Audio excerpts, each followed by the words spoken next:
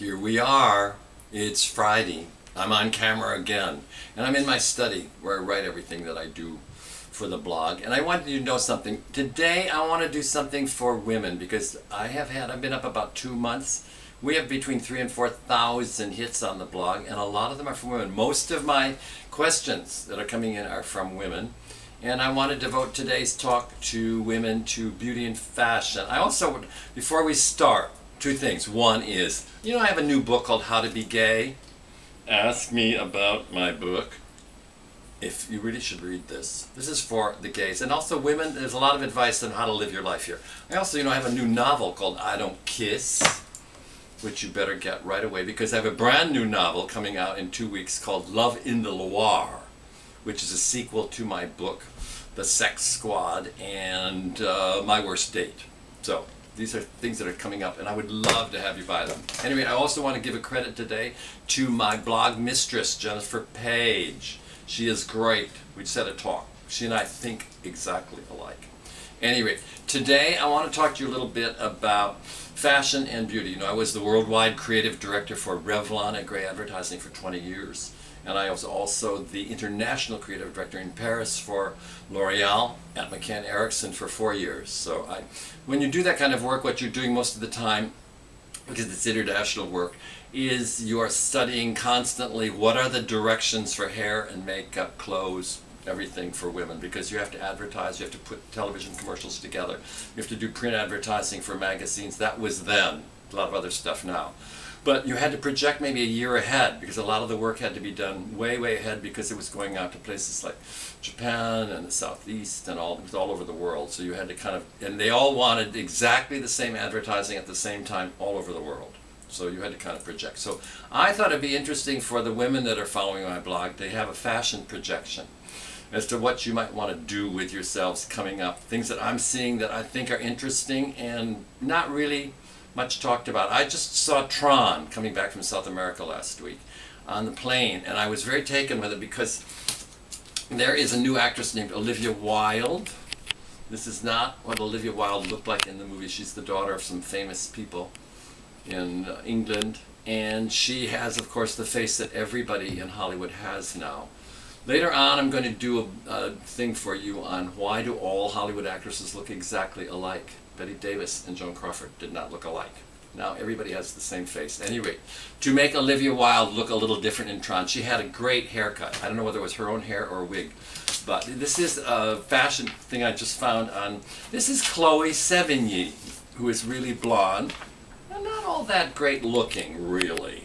She's really advanced on her efforts as an actress, but she has this. This is definitely a wig on Chloe Sevigny. It's a black haircut. It has a kind of a diagonal bang, and I thought this is really good looking because it's easy to take care of, and it moved great because the Olivia Wilde in the movie was running all over the place, and this haircut looked fantastic in movement. It didn't have to do much with it, and I thought this is something people should know, but I do not see this around, and I'm only just very recently, this is the first time I've seen it in a fashion magazine, and if you can, go see Tron. That she looks great. A very interesting movie. I thought kind of like very 21st century. So hair, I think about hair, I am kind of opposed to the long, long, long hair that you're seeing everywhere right now because here's a picture. This is Jennifer wearing her hair, getting out of a car. And I think she's too old for this haircut. You have to realize that long hair makes your face go down. It's pulling you down. It's okay on teenagers. And I think if you've kind of a round face and your face is kind of up, it can look kind of okay. But I'm seeing way, way, way too much long, straight hair with all kinds of ends to it. And I think, when you think that they've done everything possible to make her look good in this picture, and she still doesn't look great, this is not a haircut for her. She should be changing her look right now. But what I think is good, I kind of just got the last French Vogue, and there was some interesting stuff in here. I love this look right here on this lady.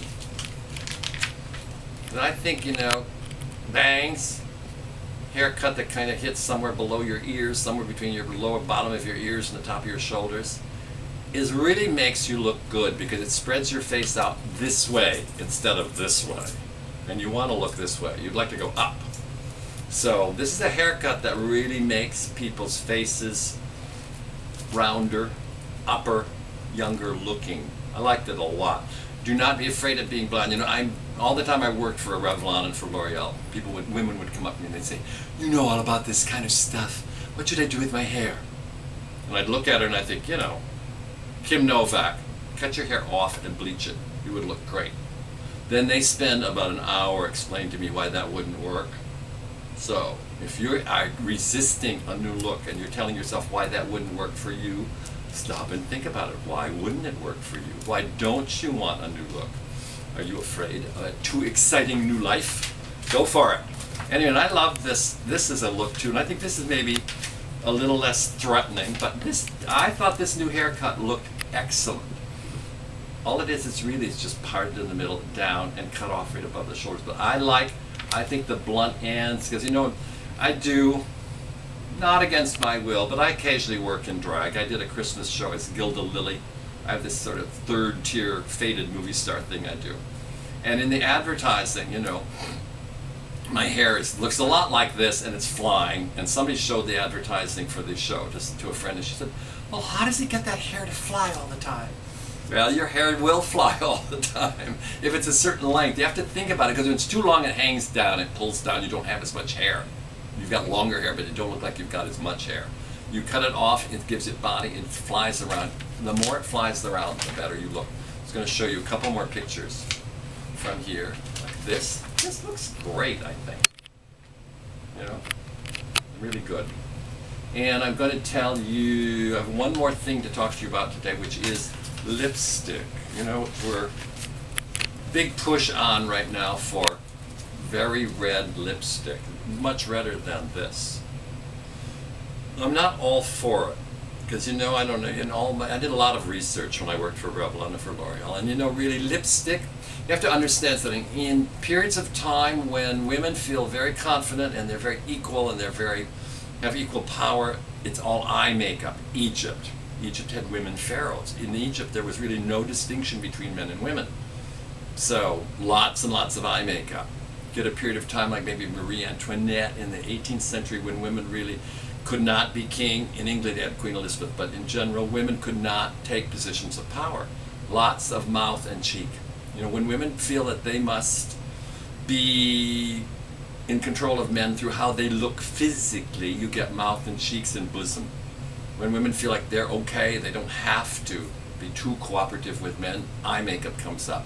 So I think if you're wearing a lot of red lipstick, it suggests that you are trying to play a role as a woman and you need men to help you. And also, you know, really psychologically, and I've read this, I don't know this thing to discuss on a blog, but you know, the color of your lips suggests the color of your lips somewhere else. And you know, the more sexually excited, the redder they get. So when you're walking around with very red lips, it suggests to the men who see you that you're very sexually excited by them. If I were a woman, I don't think I want to walk around letting every guy I see in the street think that I'm sexually excited by them. Not by any means.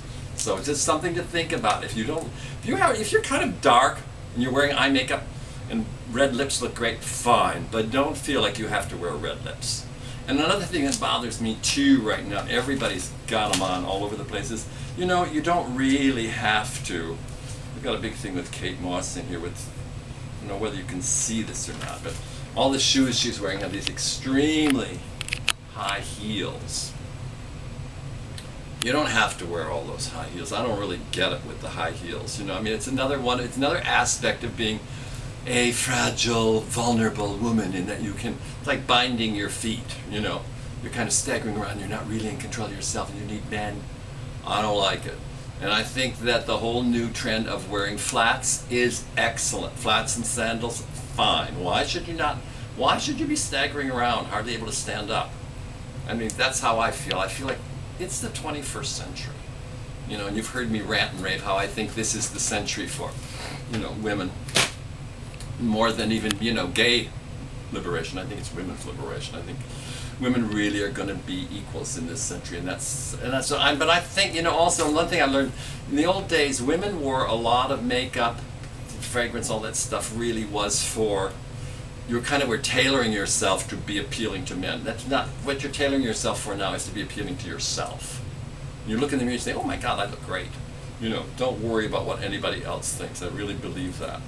So, that's what I have to say to you today, is that, you know, you've got to, you do not abandon hair and makeup and fashion, but you can certainly tailor it to yourself, and I think what it is going to be shorter hair. You don't have to have very red lips. You don't have to wear very high heels.